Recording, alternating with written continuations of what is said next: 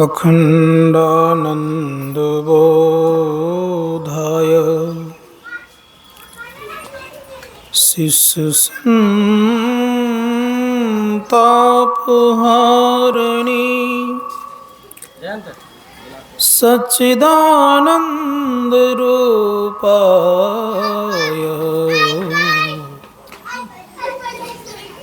तस्मै श्री गुरुवे नमः। मंगलमूर्ति सतगुरु मिलवै सर्वाधार।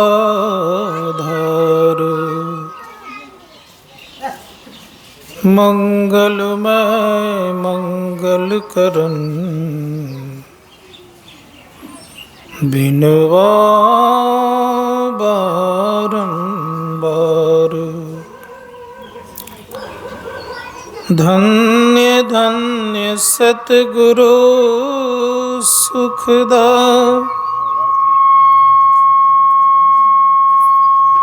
महिमा कही न जाए।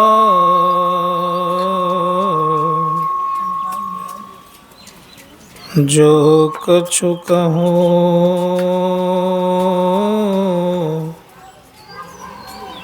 तुम्हारी कृपा, मोते कछु न बसाए। एक बार प्रेम से बोलिए श्री सद्गुरु महाराज की जय। कोटि ब्रह्मांड के नायक सर्वक्षण स्मरणीय सद्गुरु महाराज के गुलपाद पद्मों में कोटि सा नमन। मंचस्थ परम श्रद्धेय स्वामी किशोरानंद जी महाराज, सम्माननीय विद्वत्तजन,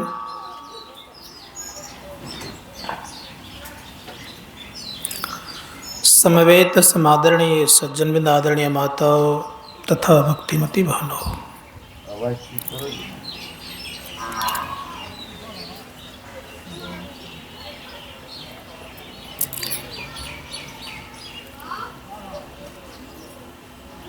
भगवान ने जिन्हें हम ईश्वर कहते हैं, उन्होंने सबको बनाया। थोड़ा ठीक करो जी, आवाज़ ठीक करो जरा सा, और कम करो, कर्ण प्रिय बनाओ, हल्ला नहीं खाली।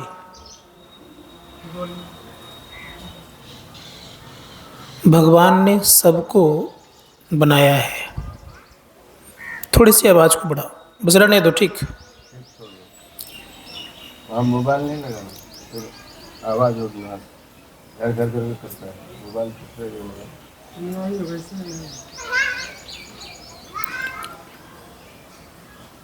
जिनमें से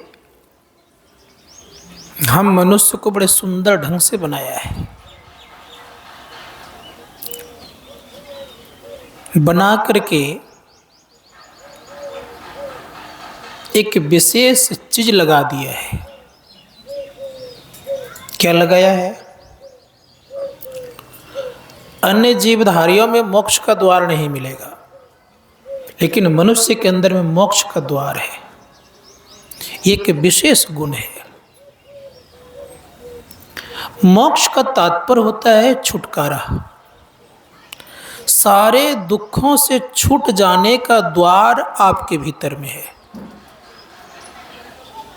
इसीलिए भगवान श्री राम कहते हैं कि मेरी बातों को सुनो।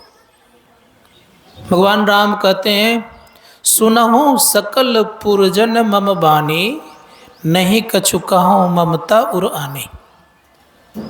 हे पुरवासियों, मेरी बातों को सुनो। क्यों कहा सुनने के लिए? क्या कारण है? भगवान है, क्यों कह रहे हैं सुनने के लिए? इसलिए कह रहे हैं कि मैं अर्थात भगवान कह रहे हैं कि जिस समय मैं हूं किसी प्रकार का कोई दुख नहीं है, सब कुछ समय पर निर्धारित है। जल का समय होता है तो जल देते हैं, गर्मी का समय होता है तो गर्मी मिलती है।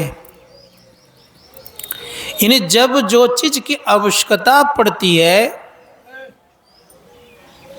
उसका वहां होना सुनिश्चित हो जाता है, आ जाता है।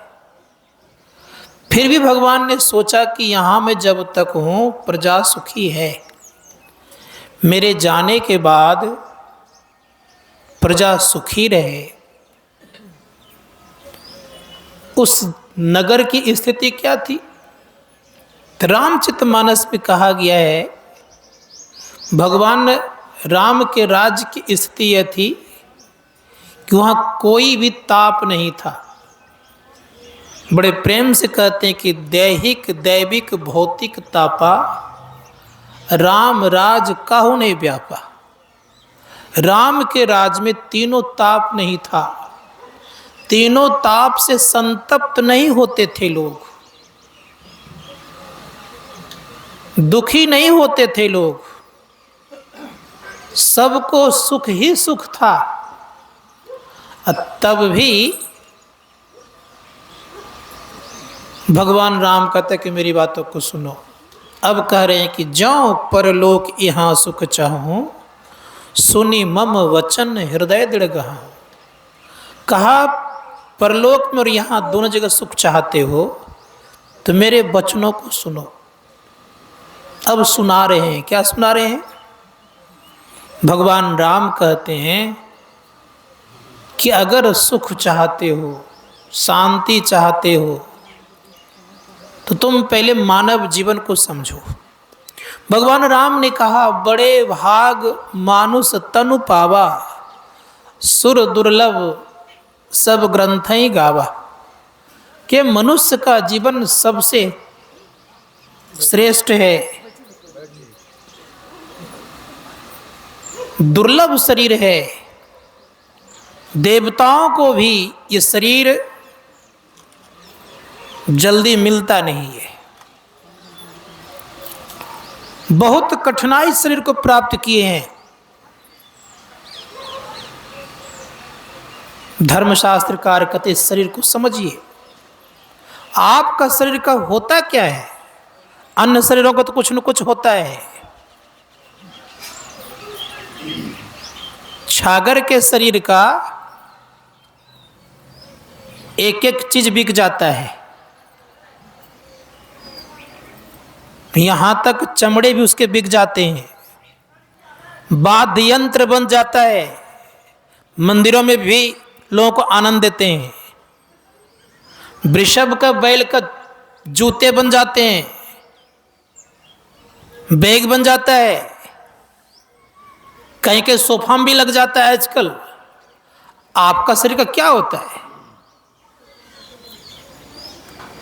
गेड़े के चमड़े का ढाल बन जाता है, कहीं बॉल बन जाता है। आपका क्या होता है? कुछ होता है? धर्मशास्त्र का आपके शरीर का कुछ नहीं होता है। तब भी भगवान राम कह रहे हैं कि दुर्लभ शरीर है। किस कारण से? ये भोग वस्तुओं को इकट्ठा करने के कारण से। अगर भोग वस्तुओं के कारण कहते तो आपसे ज्यादा भोग वस्तुएं सारे देवताओं को है। जब वो जो चाहते हैं उसकी इच्छाओं की पूर्ति होती है, आपकी क्यों नहीं होती है? कारण क्या है? भोग वस्तुओं की इकट्ठा करने के लिए भगवान ने श्रेष्ठ नहीं कहा है। तब श्रेष्ठ कहा है इसलिए कि मोक्ष का द्वार देवताओं को नहीं है। परमपिता परमात्मा को प्राप्त करके परमात्मा देवगण नहीं बन सकता। विषय के लिए सब दिन उनके अंदर में इच्छा जगी रहेगी, विषय की लोलुपता उनके अंदर में बनी रहेगी। लेकिन आप एक ऐसे हैं जो कि विषय को त्याग करके निर्विषय तत्व जो परमपिता परमात्मा है उसको प्राप्त करके आप वो बन सकते हैं। ये ताकत आप में है। अपनी ताकत को आप भूल चुके हैं क्षण भर के सुख के लिए। क्षणभंगुर सुख में अपने जीवन को खपा देते हैं, व्यतीत कर देते हैं। ऐसी जिंदगी हम आपकी हो रही है। और शान शौकत क्या दिखाते हैं? एक प्रसंग सुनाता हूं मैं आपको। एक जंगल में शेर रहता था। वो शेर चल रहा था। संजोग से एक दिन गधा शेर के सामने गया, इधर उधर किया। शेर ने कुछ नहीं कहा। शेर चुपचाप जा रहा था। लोमड़ी कहता है कि मामा जी, ये गधा तो अब जंगल का राजा समझने लग गया। और कहा गधा ने कि शेर मेरा क्या बिगाड़ लेगा, आपने कुछ किया नहीं। तो बड़े प्रेम से शेर कहता है कि मेरे एक पंजे का तो है नहीं, लेकिन तुम बात विचार करके मुझे बताओ कि अगर मैं एक पंजा भी लगाऊं तो किसको लगाऊंगा? गधा को।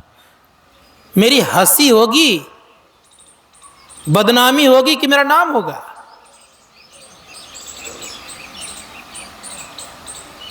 विचारो थोड़ा सा, लोग क्या कहेंगे? जंगल का राजा होते हुए किस पर हाथ लगाया, किसको पंजा मारा? गधा को। मेरी बदनामी होगी,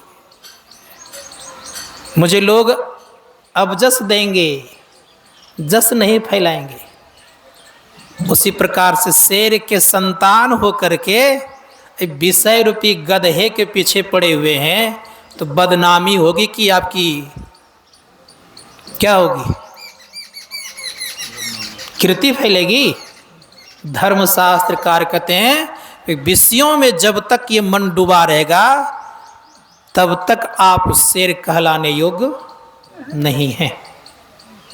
धर्मशास्त्रकार कहते शेर का बच्चा शिकार करना जानता है और बकरी के पीछे घूमने लग जाए तो क्या कहेगा उसको? शेर कहेगा?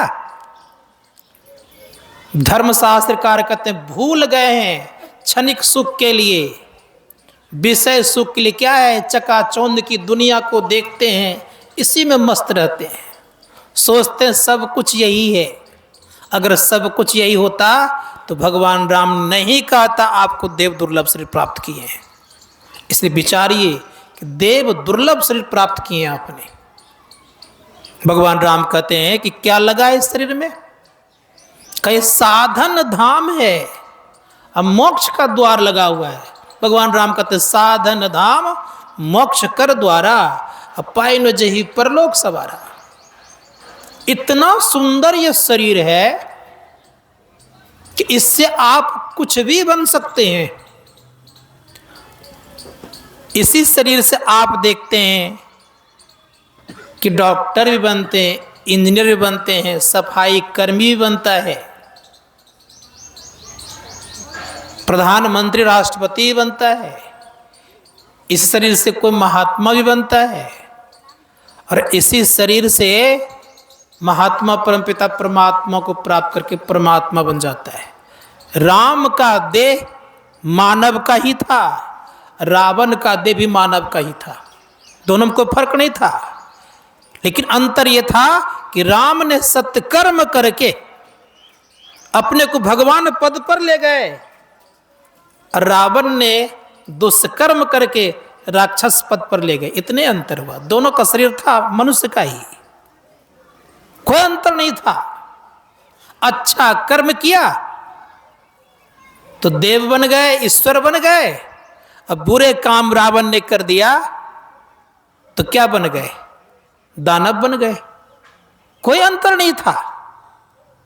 संत महात्मा गण कहते उसके अंदर में भी मोक्ष का द्वार था, राम के अंदर भी मोक्ष का द्वार था, दोनों के अंदर में था।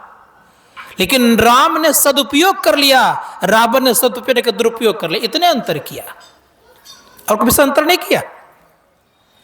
इसलिए विचारना होगा कि क्या बनना है, ईंट आपके पास उपलब्ध है। ईंट से आप मंदिर बना सकते हैं, ईंट से आप रहने योग्य घर बना सकते हैं, और ईंट से आप शौच करने के लिए शौचालय बना सकते हैं। बनाना क्या है, निर्भर आप पर है। धर्मशास्त्रकार कहते हैं कि विचार करके देख क्या बनाना चाहते हैं, देवालय कि रहने योग्य घर कि दूर में जाकर के शौचालय, क्या बनाना चाहते, विचार कर लीजिए। इसलिए संतों ने कहा कि सोचिए। बाइबल कहता है आपका कि भगवान ने सबसे श्रेष्ठ सृजन किया है। Human body is the highest temple of God भी कहा है, और यह भी कहा कि human body highest temple of God के बाद कहा दिया उन्होंने कि top of creation of the God, ये परमात्मा का सबसे सुंदर निर्माण भी है और सबसे बड़ा मंदिर भी है। दोनों बात कही। आपको उपनिषदकार ने भी कहा, क्या कहा आपको उपनिषदकार ने, खा बिंदुनाद महालिंगम विष्णु लक्ष्मी निकेतनम देहंग विस्मालियंग प्रोक्तम सिद्धम सर्वदेही नाम। खा बिंदुनाद महालिंग है और ये विष्णु जी का ठाकुरबाड़ी है। इस देह को विस्मालय कहते हैं। लक्ष्मी और भगवान विष्णु का घर है। अब घर में क्या क्या डालेंगे जान लीजिए।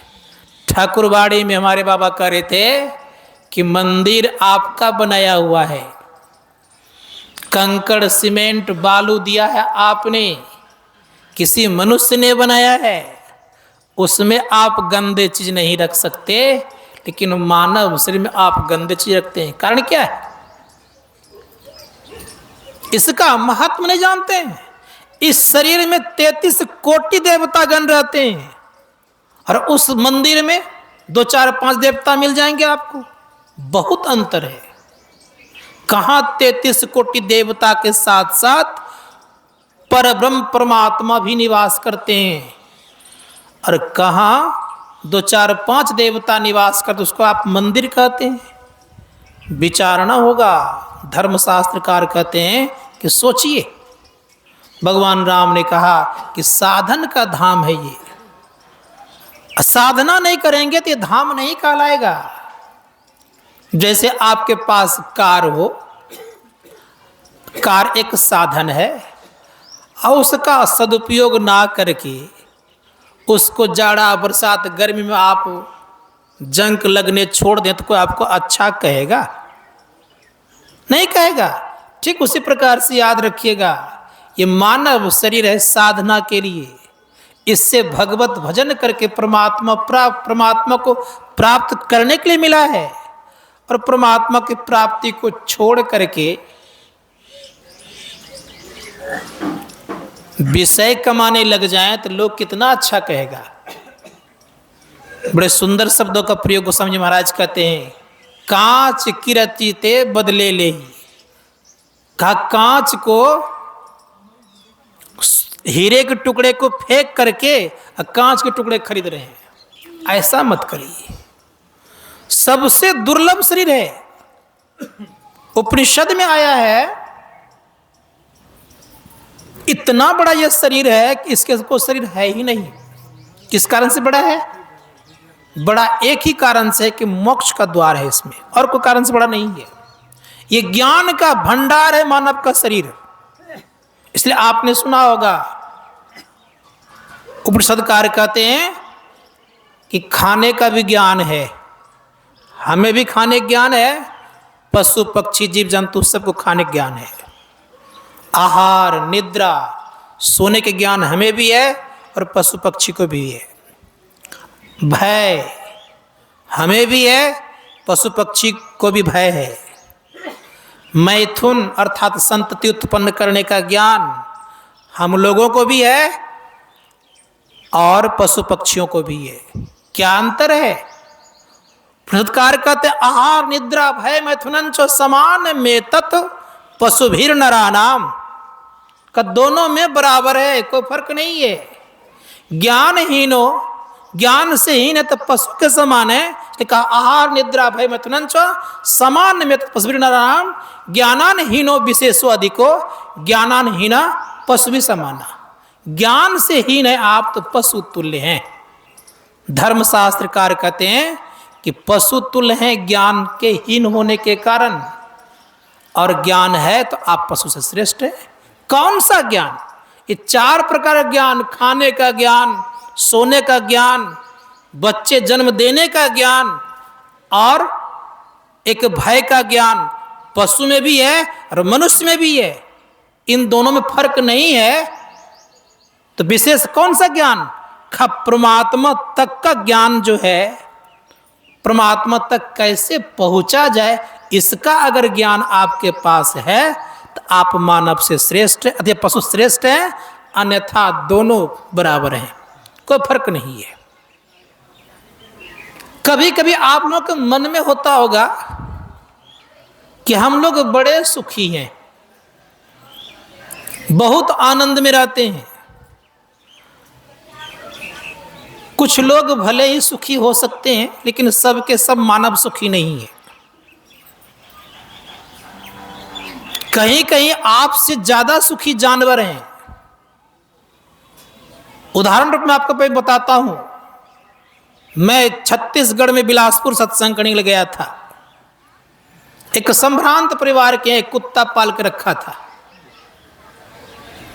कुत्ता की जो सुविधाएं देखी गई, वो सुविधा बहुतों के पास अभी उपलब्ध नहीं होगा। क्या सुविधा थी? उसके लिए एक कमरा एसी लगा हुआ कमरा था। उस घर में बहुत मुलायम मुलायम तौलिया रखा हुआ था। डल्लब ऐसा गद्दा लगा हुआ था उस कुत्ते के लिए। जो साबुन आप लोग नहीं लगाते होंगे, उससे विशेष कीमत वाला साबुन उस कुत्ते के रूम में था, कुत्ते के लिए। और बता दूं, रोज आप परफ्यूम का छिड़काव नहीं करते होंगे, लेकिन कुत्ते को रोज परफ्यूम का छिड़काव होता था। उसके लिए 2 नौकर प्रत्येक दिन रहता था, रात के लिए अलग और दिन के लिए अलग। घूमने के लिए उसके लिए ऐसी कार था। अब विचार करें, घुमाने वाला कौन? मानव ही तो। उसको शौच कराने के लिए जाने वाला कौन? मानव ही तो। नहलाने वाला कौन? मानव ही तो। जिस समय उस साबुन से नहलाता होगा, क्या उसके मन में होता होगा कि तुम्हारे लिए तेरे को लाए वायल भी नसीब नहीं है, और तुम इसी हाथ से इस कुत्ते को बहुत कीमती साबुन लगा रहा है। तुम्हारे लिए तो नसीब में सरसों तेल भी नहीं है, और इस कुत्ते के देह में तुम परफ्यूम का छिड़काव कर रहे हो। क्या नहीं होता होगा? विचार ये थोड़ा सा होता नहीं होता होगा। और क्या ये भी मन में होता होगा, जिस समय वो मोटर कार पर चढ़ाता होगा, एसी कार पर, तो जरूर आता होगा तुम्हारे लिए तो टूटी साइकिल भी नसीब नहीं है, और इसके लिए बता अनुकूल कार है। विचारिए। धर्मशास्त्रकार कहते हैं, क्या ये मानव जीवन से विशेष सुख है कि नहीं उसको? इसलिए संतों ने कहा,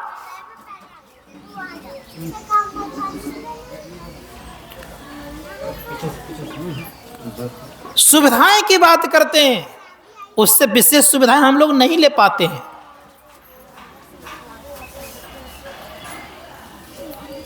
संत महात्मा गण कहते, जब भी कभी बारी आएगी,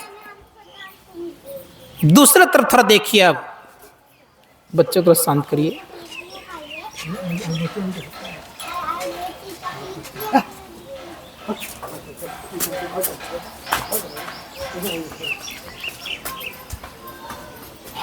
दूसरे पक्ष को देखिए। आप जाइए कभी रेलवे स्टेशन पर, बहुत दिन का सड़ा पचा खाना कभी कोई खाता है, देह पर मक्खियां भिन भिन आ रही है।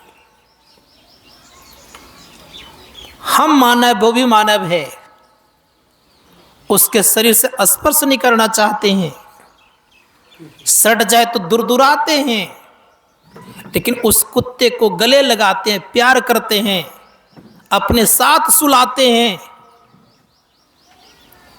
अगर कभी भगवान का दर्शन हो जाए, क्या आप कुत्ता शरीर मांगेंगे? कहेंगे कुत्ता का शरीर दीजिए? नहीं कहेंगे। क्यों? भले ही कुत्ता शरीर में बहुत सुख हो,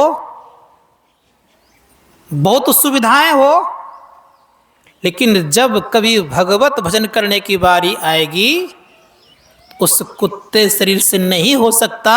लेकिन स्टेशन पर जिनके देह में मक्खियां भिन बना रही है, जिसको हम दुरदुराते हैं, दूर करते हैं, वो भक्ति के अधिकारी हो जाएंगे, ना कि कुत्ते अधिकारी कभी होंगे। संत महात्मा गण कहते हैं कि मानव देह हीरा है, ये मानव तन है हीरा, मूर्ख समझे इसको खीरा। देख देख के हो बे पीड़ा रे अभागा मनमा। खा पीड़ा होती है जब दुर्दशा मानव की देखी जाती है तो दुख आता है। धर्मशास्त्रकार कहते हैं कि दुख से मुक्त होने का उपाय है। संत कबीर ने कहा कि 84 लाख प्रकार की योनियों को तुमने तय करके आ गया है, अगर इस बार तुम चुक गया तो याद रखना कि फिर तुम्हें 84 लाख प्रकार की योनियों में घूमना पड़ेगा। 184 भरमी के पौ पर अटके आए, अब की पासा ना पड़े तो फिर 84 जाए। कितना आपके पास पूंजी है कभी पता किए हैं?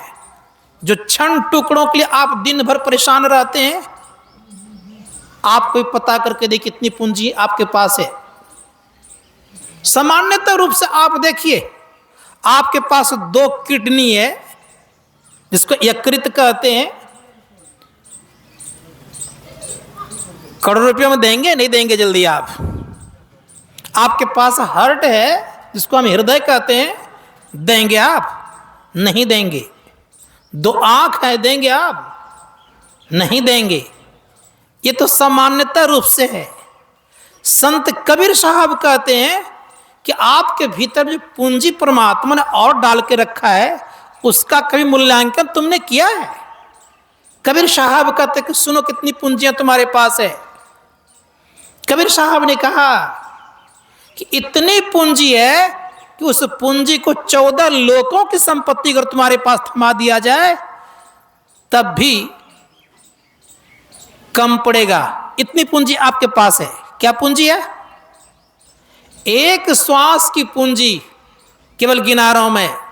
संत कबीर कहते ऐसे महंगे मोल का एक श्वास जो जाए 14 लोक पट ना तरे, काहे धूल मिलाए। 14 लोक की संपत्ति अगर आपको दे दी जाए और जो एक श्वास चला गया है, क्या लौटा देंगे आप? धर्मशास्त्र इतनी बड़ी पूंजी है। दूसरे संत कबीर साहब कहते हैं, कहता हूं कहीं जात हूं, कहां बजाऊं ढोल, श्वासा खाली जात है 3 लोक का मोल। 3 लोक की संपत्ति दे दीजिए, तब भी आप क्या कहते लौटा नहीं सकते। हमारे देश में सिकंदर आए। सिकंदर जब आया, सिकंदर गुरु का नाम था अरस्तु।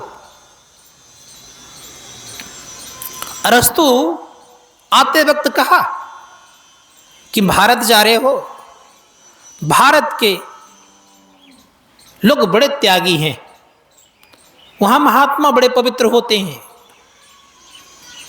वहां गंगा नदी बहती है और त्याग में सुख मानता है। जब आओगे तो गंगा जल और एक महात्मा जी को जरूर लेते आना। सिकंदर ने बात सुन लिया, तो जैसे पंजाब के आसपास आए तो पंजाब नदी के किनारे में दंडायन ऋषि रहा करते थे। बड़े उच्च कोटि के महापुरुष थे। दंडायन ऋषि के संबंध में पता लगा, सिपाहियों को भेजा, हीरे जवाहरात दिए गए सिपाहियों को और कहा कि कहना कि सिकंदर भेंट मांगा है। दंडायन ऋषि के सामने रखते हुए सिपाही कहता है कि महान सम्राट सिकंदर आपका भेंट मांग रहे हैं और इसको आप स्वीकार करें। दंडायन ऋषि कहते इसकी आवश्यकता नहीं है, आप लेकर के चले जाओ। रही बात भेंट करने की, तो मुझे अभी फुर्सत नहीं है। सिपाही लेकर के चला गया। सिकंदर सोचता है कि सिपाही है, बोलने नहीं आया होगा, खुद अपने से चलना चाहिए। तो उससे कई गुना ज्यादा हीरे जवाहरात लिए और खुद अपने से गए, सामने रख दिए। रखते ही कहते महाराज इसको स्वीकार किया जाए और मुझे शांति का ज्ञान दिया जाए, सुख कैसे मिले उसका ज्ञान दिया जाए। दंडायन ऋषि कहते कि सिकंदर इसकी आवश्यकता तो है नहीं मेरे पास। महाराज घर नहीं है आपके पास, खाने का अन्न नहीं है, तन पर वस्त्र नहीं है, अब फिर भी कर इसकी आवश्यकता नहीं है। कहा कि सिकंदर सुनो, घर सुख नहीं देता है, सुख भीतर में होता है। अन्न सुख नहीं देता है, सुख अंदर में होता है। कपड़े सुख नहीं देता है, सुख का स्थान ही कुछ और होता है। इसलिए इन सब चीजों से सुखी नहीं हो सकते हो। अन्न भी रहेगा, अगर भूख नहीं लगेगी तो क्या काम का अन्न। घर भी है, शांति नहीं तो किस काम का घर। घर में बिछावन है, पलंग लगा है, तोशक लगा हुआ है, नींद नहीं आ रही तो किस काम का पलंग तोशक। संत महात्मा गण कहते हैं कि इससे सुख नहीं मिलता है, सुख कुछ और है। और वो सुख कैसा है? वो आत्मा का सुख है जो कि कभी घटता नहीं है। तुम्हारे पास जो सुख है सिकंदर, ये विषय का सुख है, आता है और जाता है और दिनों दिन उसकी इच्छा बढ़ती जाती है, घटती नहीं है। और मेरे पास जो सुख है कभी घटता नहीं, एक तरह का रहता है, एक रस रहता है। इसलिए तुम्हारे सुख में और मेरे सुख में फर्क है। तुम शांति की बात कर रहे हो, जिधर शांति तुम उधर तो चला नहीं, जिधर अशांति थी उधर ही तुम चल पड़ा, तब शांति का तुम गुंजाइश कहां सोच रहे हो। अब रह गई बात भारत को जीतने की। सिकंदर सुनो, आज से तुम्हारी मात्र में 120 दिन आयु बची हुई है। अपनी मां से मुलाकात नहीं कर पाओगे, भारत को कैसे जीतोगे। सिकंदर वहीं से लौटता है। जब लौटता है, जब जाने लग गए तो जाते जाते मरुस्थल में सर दर्द करने लग गया। सिकंदर कहता है अपने सेनापति से कि मुझे लेटाओ। मरुस्थल का बालू तबाह हुआ था, तब तो बालू में कैसे लटाया जाए, तो कवच था लोहे का, उसको बिछाया और लेटाया गया। का धूप लग रही है, सिकंदर का कवच था सोने का, छाया दिया। सारे डॉक्टर को बुलाए, वैद्य को बुलाए। सिकंदर मुक्त स्वर से कहता है कि आधी संपत्ति मैं दूंगा, केवल मुझे मां से मुलाकात करा दो। सिकंदर को जवाब देते हैं कि आधी संपत्ति कौन कहे, पूरी संपत्ति भी अगर दे देंगे तो एक श्वास जोड़ने की ताकत नहीं है। तब सिकंदर कहता है कि अगर मैं जानता कि एक श्वास का इतना कीमत है कि संसार को जीतने में नहीं लगाता, खुद को जीतने में लगाता। धर्मशास्त्र का कहते जो खुद को जीतता है वो सहनसों का शहंशाह होता है, और जो खुद पर नियंत्रण नहीं करता तो उसके संसार में कोई कंगाल भी नहीं हुआ करता है। भगवान राम करें, भगवान राम ने कहा कि साधन तुम्हारे पास है, लेकिन साधना तो कोई काम का नहीं है। इसलिए कहा साधन धाम मोक्ष कर द्वारा, पाई न जही परलोक समारा, सो प्रत्र दुख पावही, सिर धुनि धुनि पछताए, काल ही कर्म ही ईश्वर ही, मिथ्या दोष लगाए। हम किसको दोष लगाते हैं? काल को, कर्म को, और काल ही कर्म ही, ईश्वर ही ईश्वर को। कैसा ये दोष है? कई झूठा दोष है। काल ही कर्म ईश्वर ही, मिथ्या दोष लगाए, झूठ दोष लगाते हैं। धर्मशास्त्रकार कहते हैं कि झूठ दोष लगाओ तो होगा क्या? तुम्हारा जीवन बार बार आने वाला नहीं है, इसलिए झूठ मत लगाओ दोष। भगवान राम अब कहने लग गए कि यही तन कर फल विषय न भाई, स्वर्ग हूं स्वल्प अंत दुखदाई। हे भाई, इस शरीर का फल विषय भोगना नहीं है। विषय क्या है? रूप, रस, गंध, स्पर्श और शब्द का इन 5 विषयों में रहोगे, ये शरीर का मूल धर्म नहीं है। मूल धर्म शरीर का क्या है? मूल धर्म इस शरीर से परमात्मा की प्राप्ति है। अगर परमात्मा की प्राप्ति नहीं करोगे और तुम्हारी लालसा अगर स्वर्ग की तरह लगी है, तो स्वर्ग का सुख भी कैसा है? का स्वर्ग हूं स्वल्प अंत दुखदाई। स्वर्ग के संबंध में एक संत हो गए तुलसी साहब, उन्होंने कहा नरतन दुर्लभ देव को, नरतन दुर्लभ देव को सब कोई कहत पुकार, सब कोई कहत पुकार, देव दे ही नहीं पावे। ऐसे मूर्ख लोग स्वर्ग की आस लगावे, पुण्य छीन हुए स्वर्ग से नरक में आवे। भर में चारों खान पुण्य ताहिर जावे, तुलसी सतमत गत कहाँ, स्वर्ग पर करो खखार, नरतन दुर्लभ देव को सब कोई कहत पुकार। कई शरीर देवताओं को दुर्लभ है। इसलिए संत शिरोमणि गोस्वामी तुलसी महाराज कहते हैं लाभ कहाँ मानुष तन पायो, पर हरि हृदय कमल रघुराते, बाहर फिरत विकल भयो धायो, लाभ कहाँ मानुष तन पायो। खा जिससे लाभ होना चाहिए वो काम तो नहीं कर रहे हैं, जिससे लाभ नहीं होती वही काम कर रहे हैं। संत महात्मा गण कहते हैं कि अपार पूंजी परमात्मा ने दे के भेजा, कर क्या रहे हैं? एक प्रसंग सुनाता हूं मैं आप लोगों को। एक किसान था, किसान ने मक्का लगाया, तो घर से दूर था खेत, और बहुत दूर था, लगभग 3-4 किलोमीटर दूर था। आना जाना करते घर नहीं थे, वहीं रहते थे। तो मक्के में जब बाली हो जाता है तो कौवा इत्यादि लगता है। एक मचान लगाया तो कौवे को उड़ाया करता था।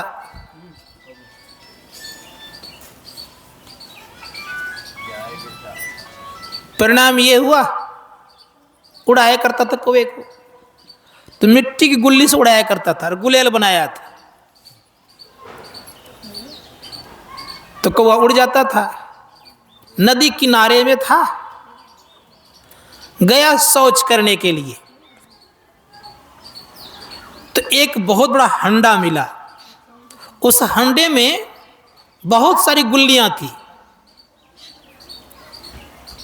देखा तो बड़े खुश हुआ, का अब मिट्टी गुल्ली बनाना नहीं पड़ेगा।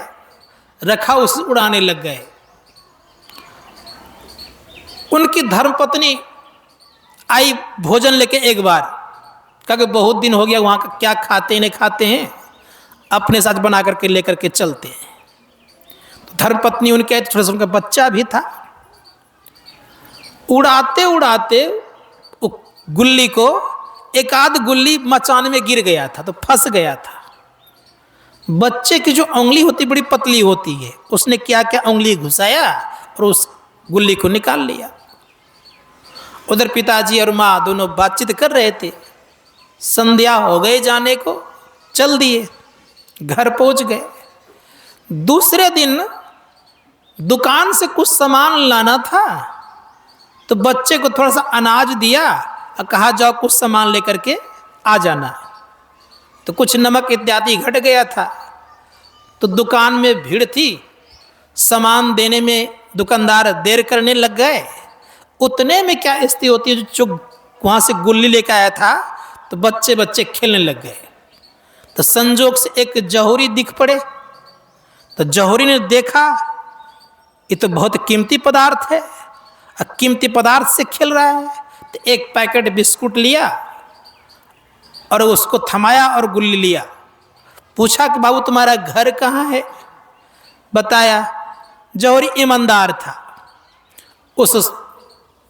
वो था हीरा, उसको बेच करके कपड़े लत्ते खरीद दिए, कुछ मकान बना दिए बढ़िया से।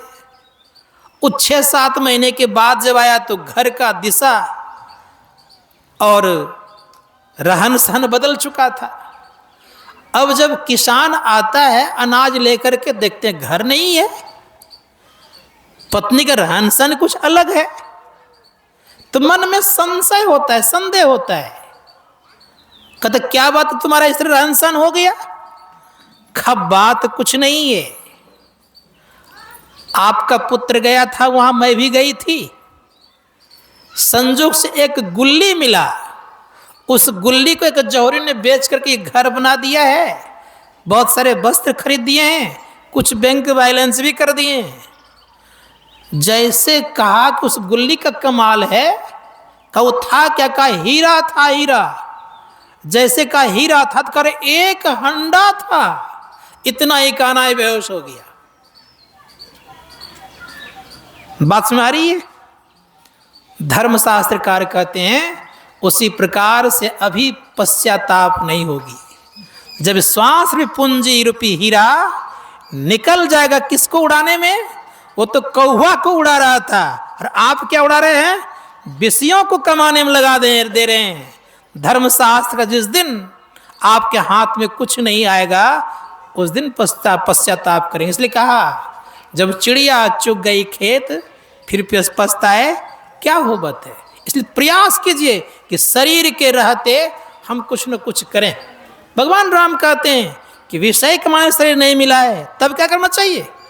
84 लाख प्रकार घूम करके हम लोग आए हैं, 184 भरमी के पो पर अटके आए।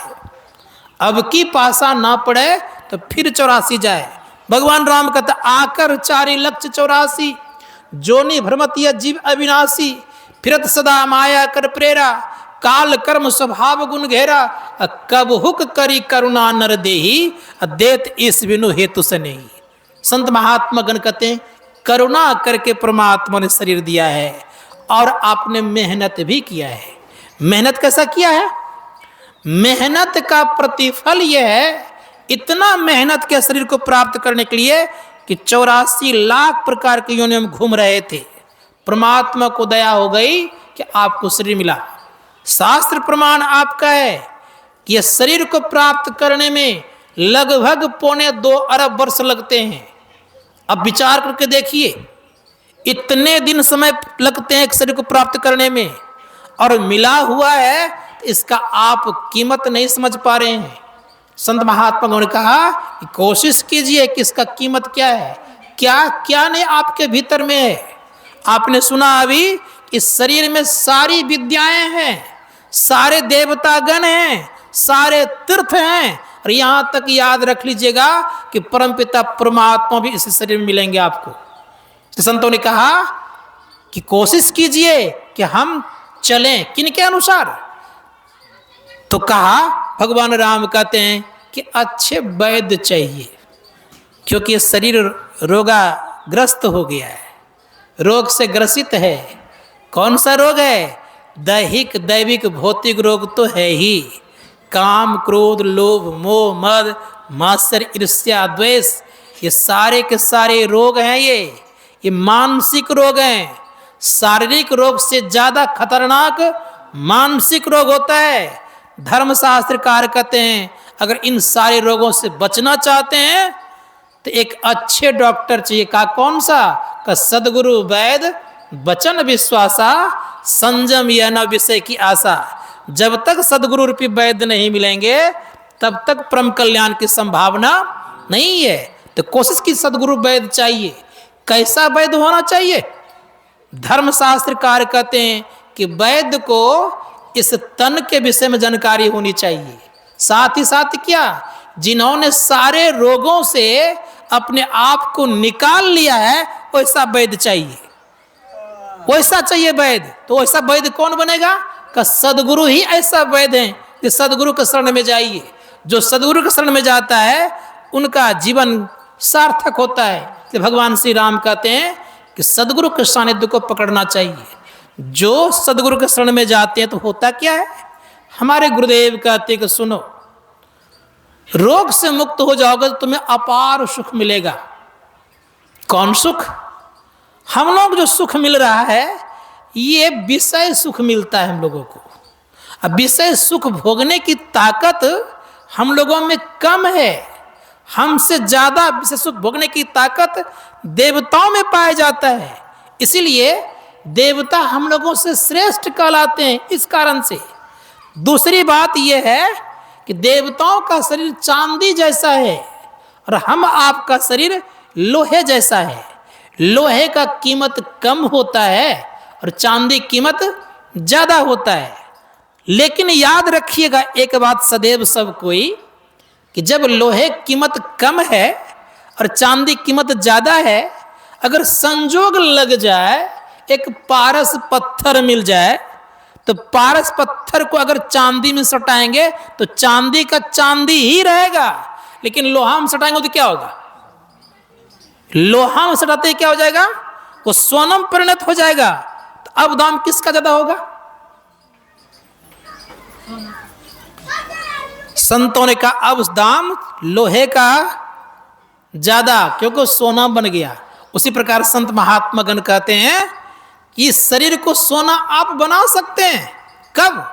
सदगुरु मिल जाए और मोक्ष का द्वार का पता लग जाए और उस पर अगर चलने लग जाएंगे तो एक बात याद रखिएगा, और जब तक अंधकार में हैं तब तक आप मानव कहलाते हैं। अंधकार से प्रकाश में जाएंगे आप देव कहलाएंगे। और आप कहीं यदा कदा उस परमपिता परमात्मा के शब्द को सुन लेंगे तो आप ईश्वर कहलाएंगे। और जहां शब्द का अंत है वहां अगर पहुंच गए तो आप परमेश्वर कहला जाएंगे। धर्मशास्त्र कार्य कहते हैं ये तीनों चीज बनने का अधिकार हम मानवों को है। इसलिए मानव जीवन सर्वश्रेष्ठ कहलाता है। अगर ऐसा नहीं कर पाए तो क्या होगा? एक छोटी सी कहानी सुनाता हूं फिर से आप लोगों के समक्ष। एक गदहा चराने वाला व्यक्ति था। गदहा चराया करता था। समझ गए होंगे आप लोग, गदहा चराता है तो गदहा चरा रहा था। गदहा चराते चराते चराते चला गया पहाड़ की तरफ चराने के लिए। जब पहाड़ की तरफ गया तो उसको एक पत्थर मिला। अब पत्थर मिला, बड़ा सुंदर पत्थर मिला। तो पत्थर को क्या किया उसने? उस पत्थर में एक छेद था, एक धागा घुसाया, जो सबसे आगे गदहा चलने वाला था उसके गले में बांध दिया। अब बांध दिया तो गदहा को चराता था। जब लेकर के आने लग गया तो रास्ते में एक जौहरी मिल गए। जौहरी ने देखा कि इतना कीमती पत्थर है, ये गधे के गले में दे दिया है। तो गदहा चराने वाले के ऊपर हंसी आई। खई बेच करके तो मालो माल हो सकता था, लेकिन लगता है गदहा चराने में ज्ञान नहीं है। सच में ये गदहा का गदहा ही है, क्योंकि चरा रहा किसको रहा था? गदहा को। उसको गदहा की संज्ञा दे दी। अब परिणाम ये हुआ, जौहरी कहता है कि भाई, ये जो तुम्हारे गदहा के गले में जो पत्थर है ये 1000 रुपये में दोगे? थोड़ा दिमाग लगाता है वो, कहता है 1000 में देने के लिए लगता है इसका कुछ ज़्यादा दाम है, अपने मन से दे रहा है ये। तो कहने 1000 ने 2000 लेंगे हम। कहने ने 1000 देना है तो दो, नहीं तो मैं चला। तो गदहा चलाने लगता, मैं भी चला। तो भी चल दिया। अब संजोग ये हुआ, इस सोच रहा है कि आएगा, लोभ दिए है तो 1000 दिए है। तब तक कुछ दूर जब गया तो उधर से एक जौहरी और आ रहा था। देखा उस जौहरी को, और जौहरी ने देखा गले में पत्थर है।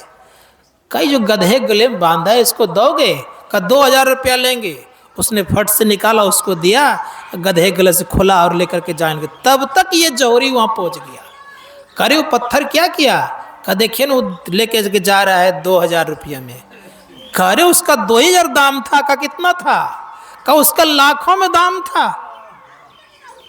सच में तुम गधा का गधा ही रह गया। वो कहता है गधा चढ़ाने वाला व्यक्ति कि बाबू, मैं तो जानता नहीं था इसका पत्थर का दाम कितना है। ये हीरा था आप कह रहे हैं, तो मुझे जानकारी नहीं थी, इसलिए मैंने 2000 रुपया में उसको दे दिया। लेकिन आप तो जान रहे इसका लाखों में कीमत है। अब विचार के बताइए, आपने दाम कितना लगाया? 1000। तो सच में बाबू मैं नहीं जान रहा था, तो मैं सच में गधा ठहर गया। लेकिन आप तो जान रहे थे, तो जान करके आप क्या कहलाएंगे? हम तो ठहरे गधा और आप महागधा। संत महात्मा गण कहते हैं कि प्रत्येक मानव जान रहे हैं कि मनुष्य शरीर सबसे श्रेष्ठ है, और वही काम कर रहे हैं, विषय कमाने के चक्कर में हैं। अपने को भूल गए हैं, अपने को ज्ञान भूल गए हैं। संत महात्मा गण कहते परिणाम क्या होगा? परिणाम ये होगा कि पुनः आप वही नहीं बन जाएं जैसे परमात्मा ने बहुत कष्ट करके आपको ये मानव का शरीर दिया है। संत महात्मा गण कहते समझिए इसको, कितना अनमोल शरीर है ये। इतना अनमोल शरीर है, इसके साथ और कोई शरीर अनमोल है ही नहीं। यहां तक कहा गया है, पुराणों में वर्णन आया है कि दुर्लभो मानुषो देही नाम क्षण भंगुरा तत्रापि दुर्लभम मन्ये वैकुंठ प्रिय दर्शनम। कहा कि दुर्लभ तो मनुष्य का शरीर है ही, लेकिन इसी दुर्लभ शरीर से आप वैकुंठ प्रिय का दर्शन कर सकते हैं। जिन्होंने वैकुंठ वासी का दर्शन किया, उनका दर्शन करके अपना परम कल्याण कर सकते हैं। इसलिए सोचिए जरा सा कि इतना दुर्लभ शरीर है, इस शरीर को समझिए। सहजोबाई कहती है, नहीं अगर समझेंगे तो परिणाम क्या होगा? खाइया तन जल का बुदबुदा, बिनसत नहीं बार, बिनसने में देर नहीं लगेगी। इसलिए इसको समझने का प्रयास कीजिए। कब क्या होगा कहना मुश्किल है। काल पकड़े हुए हम लोगों को। संत कबीर कहते कबीरा गर्भ न कीजिए, काल गहे करके ना जाने कित मारी हैं, क्या घर क्या प्रदेश। किसी को पता नहीं कब क्या होगा। इतना तो पता जरूर होना चाहिए कि अगर आपने प्रकाश में चले गए अपने को लेकर के, तो पता लग जाएगा कि कहाँ हमारी मृत्यु होगी, कहाँ हम मरेंगे और कब मरेंगे। और प्रकाश में स्थिति अगर नहीं बना पाए तो पता ही नहीं कब मरेंगे हम। संत महात्मा गण का इसलिए प्रयास कीजिए कि हम इस जीवन में जाने कुछ न कुछ, अपने को हम देव तुल्य बना लें, देव बना लें अपने आप को। स्थिति कब होगी ऐसी? जब साधक प्रकाश में चले जाएगा तब। जो प्रकाश में जाता है तो मैं निश्चित पूर्वक कह सकता हूं, संत का वाणी है, व्यर्था नहीं होती है देव ऋषि वाणी। संत ने कहा है कि जमराज के फंदे से छूट जाएंगे वो। घट घट दीपक बरे, लखे नहीं अंध है, लखत लखत लखी पड़े, कटे जम फंदे। संत महात्मा गण कहते हैं हम तमाम उस परमपिता परमात्मा के संतान हैं, लेकिन अफसोस ये है कि हम लोग विषय में मन को लगा रहे हैं। परिणाम क्या होगा सुन लीजिए। आज एक ऋषि कुटिया में और लोग रहते थे। संजोग से ऋषि रोज कथा सुनाते थे, महात्मा जी रोज कथा प्रवचन सुनाते रहते थे, सुनते थे लोग। एक दिन महात्मा जी के मन में हुआ कि सब के सब सुनने आते हैं तो अच्छी बात है। तो उसका एक कुतिया थी, उस कुतिया के ऊपर में एक घाव था।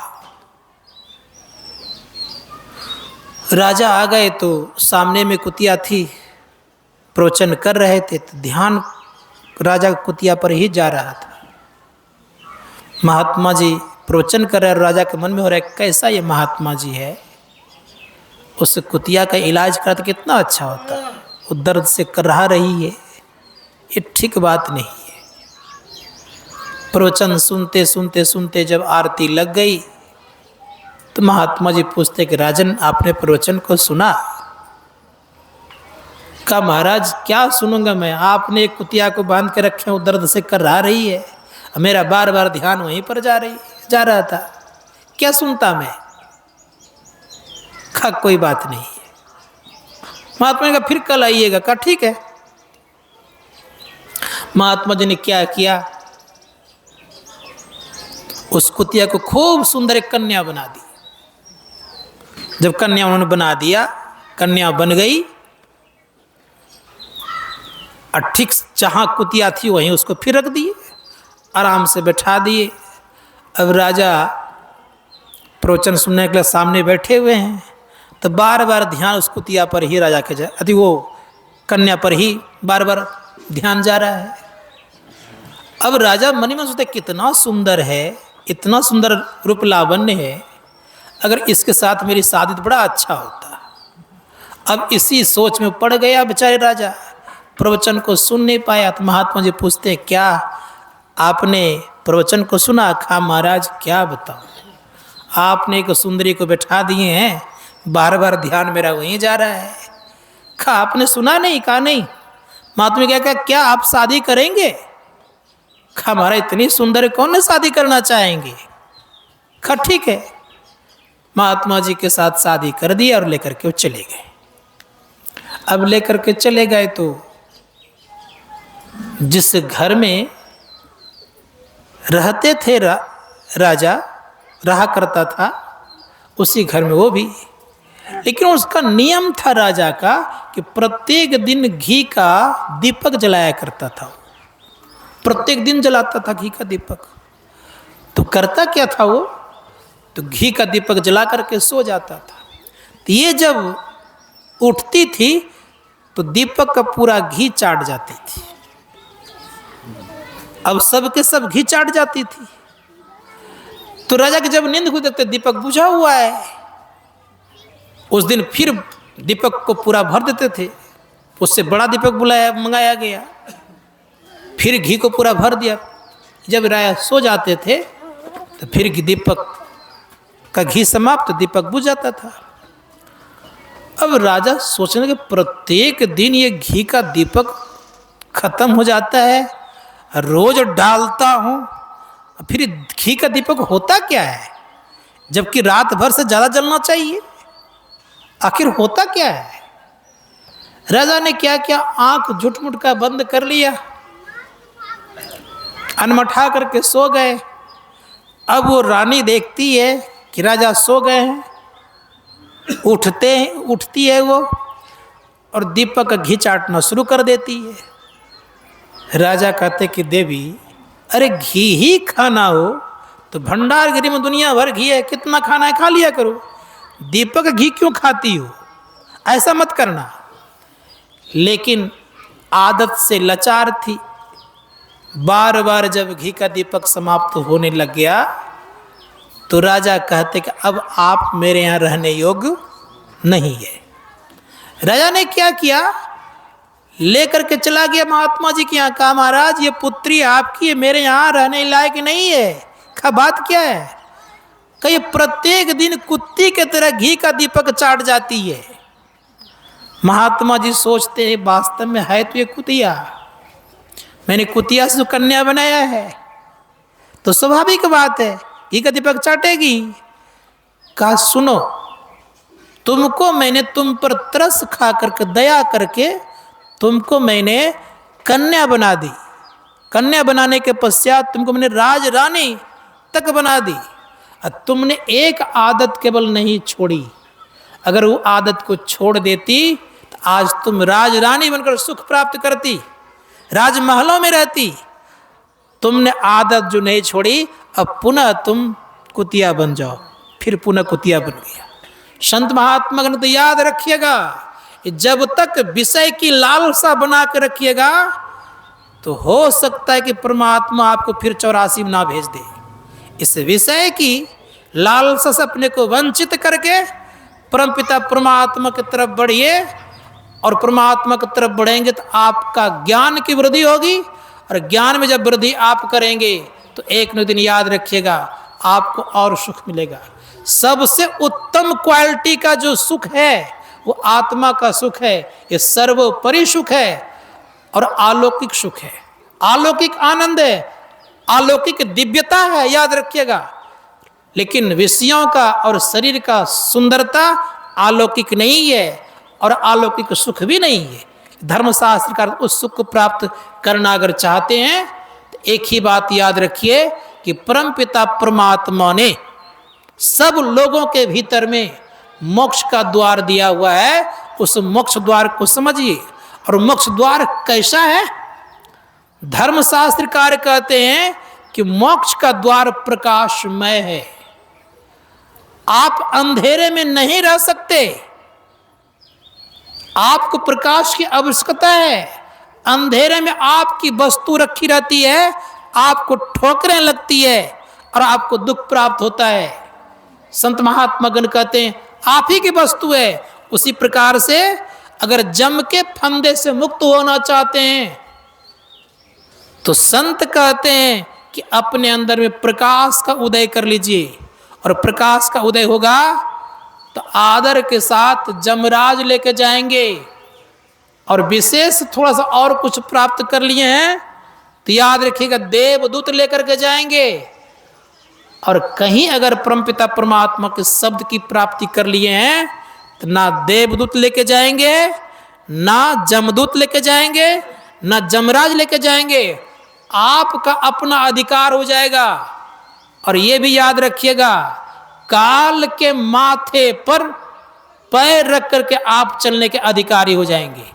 संत महात्मा गण कहते हैं इतनी ताकत आप में आ जाएगी, और जब आपकी इच्छा होगी तब आप जा सकते हैं, यह ताकत आ जाएगी। यहाँ से कुछ दूर पर गोरखनाथ गोरखपुर है, जहाँ गोरखनाथ रहा करते थे, उन्हीं के नाम पर गोरखपुर बना। गोरखनाथ जी महाराज मसेंद्र नाथ जी महाराज के शिष्य थे। उन्होंने जब अपने आप को जाना तो एक दिन काल आया उनके पास। काल कहता है कि गोरख तुम्हारी आयु पूरी हो गई है, अब तुम चल सकते हो, चलो अब तुमको छोड़ूंगा नहीं। गोरखनाथ जी महाराज कहते हैं कि मैं अभी नहीं जाऊंगा। खत में पता है कि तीनों लोक मेरे अधीन है, तीनों लोक में मेरा ही राज्य है, कहां तुम रहोगे? तुम्हें मैं नहीं छोड़ूंगा। गंगा स्नान करने गए थे बेचारे, कहा अगर अभी नहीं मारा तो रात्रि काल में तुम्हें और तुम्हारे गुरुजी दोनों को मार दूंगा। गोरखनाथ जी महाराज कहते कि सुनिए कैसे मारते हैं आप? का उठत मारो, बैठत मारो, मारो जागत सूता, तीनों लोक में राज हमारा, कहाँ रहोगे गोरख अवधूता? गोरखनाथ जी महाराज कहते सुन लीजिए, आज गोरख और काल संवाद में ये प्रसंग है। गोरखनाथ जी महाराज कहते हैं कि सुनिए मैं क्या करता हूं और मैं कहाँ रहता हूं। उठत सुमरू, बैठत सुमरू, सुमरू जागत सूता, तीनों लोक से रहूं नियारा, तब कहलाऊं गोरख अवधूता। मैं ऐसे गोरख अवधूत नहीं कहला गया हूं। कैसे कहलाया हूं? तीनों लोक से ऊपर रहता हूं। तीनों लोक में कौन कौन है? धर्मशास्त्रकार कहते शिव लोक में शिव जी, ब्रह्मलोक में ब्रह्मा जी, और वैकुंठ में विष्णु लोक में भगवान विष्णु। इसी त्रिदेव को ईश्वर कोटि का देवता कहा गया। धर्मशास्त्रकार कहते हैं इनसे जो लोक अलग है वो लोक के अंतर्गत नहीं आता है, उसको अनंत कहता है। इसलिए कहा 3 लोक से राहु नहीं आ रहा, तब कहलाओ गोरख अवधूता। जहां चल करके आवागमन नहीं होता, जहां चल करके देह नहीं रहता, उस स्थान की बात तो छोड़ दीजिए, उसके संबंध में भगवान श्री कृष्ण कहते हैं ना तदभास सूर्यंशांको न पावका यद गत्वा निर्वर्तन्ते तद्धाम प्रोमा। मेरा धाम कहाँ है? जहां सूर्य चंद्र तारे प्रकाशित नहीं होता है, वह धाम मेरा है। संत कबीर साहब कहते हैं कहो उस देश की बतिया जहां होत नहीं दिन रतिया। हम लोग वहां के रहने वाले हैं। नहीं रवि शशि हो तारा, बिना दीपक होत उजियारा, वहां के रहने वाले हम लोग हैं। वहां गम काल की नाई, जहां नहीं धूप और छाई। का वहां गम काल का नहीं है, इसलिए वहां जाने का प्रयास कीजिएगा, तब मानव जीवन सार्थक होगा। प्रयास से तो सार्थक होगा, और जब पहुंच जाइएगा तो आप परमात्मा में मिलकर के परमात्मा हो जाएंगे। धर्मशास्त्रकार कहते हैं कि अपने अंदर चलिए, मानव जीवन की सार्थकता अपने आप की प्राप्ति में, और जब तक अपने आप को प्राप्त नहीं करेंगे तब तक मानव जीवन सार्थक नहीं हो सकता। इसलिए प्रयास कीजिए कि कम से कम इस जीवन में मोक्ष का द्वार को देख लें। जो मोक्ष के द्वार को देख लेगा तो परिणाम क्या होगा? संत कबीर कहते हैं वही भक्ति का बीज है। अर्थात जिन्होंने दीक्षा ले ली और दीक्षा ले कुछ न कुछ करते हैं, तो दीक्षा के समय जो ज्ञान दान दिया जाता है उसका कभी नाश होता नहीं है। भक्ति का बीज कभी नाश नहीं होता है। का किस तरह से?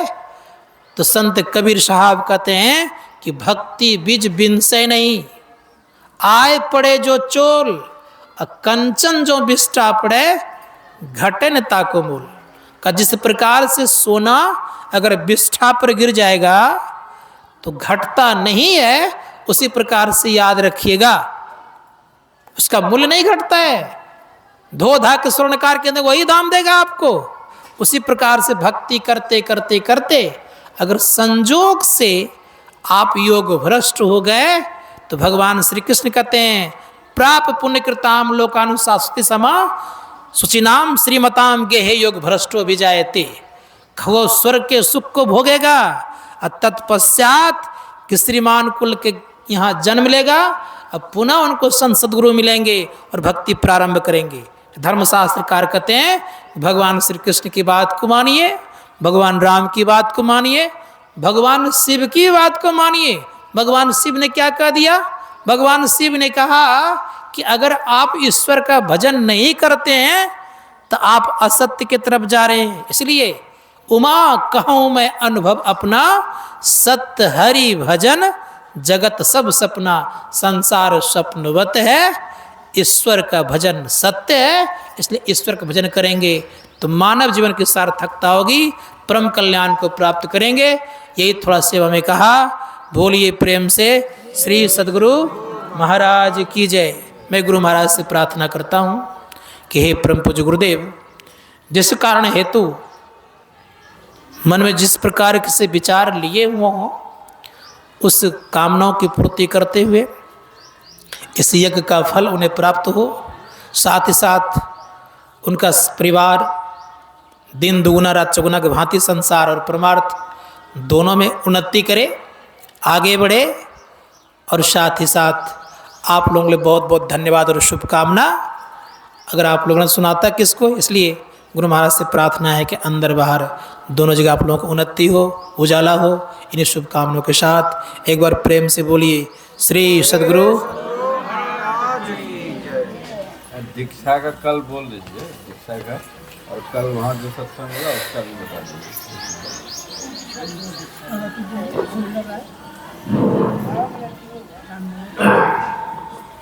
आज का जो कार्यक्रम था समाप्त हुआ। कल जो है